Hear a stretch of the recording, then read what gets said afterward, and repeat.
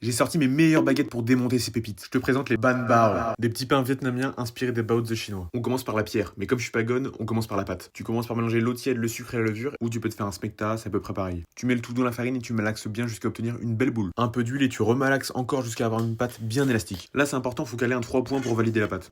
T'as plus qu'à la recouvrir avec la charlotte du cantinier de l'école de ton village, mais attention, c'est un peu galère à mettre. Place au gingembre, c'est la première fois que j'utilise du frais et j'ai vu des techniques pour l'éplucher la petite cuillère. Est-ce que ça marche vraiment? Bah ouais. On s'en coupe un bout et une petite rondelle pour tester en prime. Bref, on passe à la cébette, ce sera plus simple de la travailler.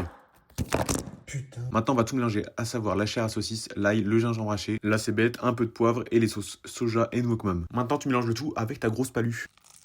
Une fois que c'est bon, tu peux en faire des petites boules que tu mets au frigo en attendant que la pâte soit prête. Après 1 heure de pouce, tu vas reprendre la pâte pour la travailler et la dégazer un peu. T'en fais un beau boudin que tu vas couper en autant de tronçons que t'as de boules. Tu les façonnes vite fait, tu peux les étaler soit au rouleau, soit à la main, t'as le pizzaiolo. La boulette que tu vas mettre directement sur la pâte et là tu replies à l'aide de tes connaissances. Je peux pas trop te guider, hein. J'ai fait ça un peu à la Wallagan Beast to Fly. Ça part en cuisson vapeur pendant 15 minutes et c'est l'heure de déguster. Et là, mon copain sache faire. Le goût, la texture, c'est incroyable. Mais il y a un petit truc qui me dérange, c'est que t'es pas encore abonné.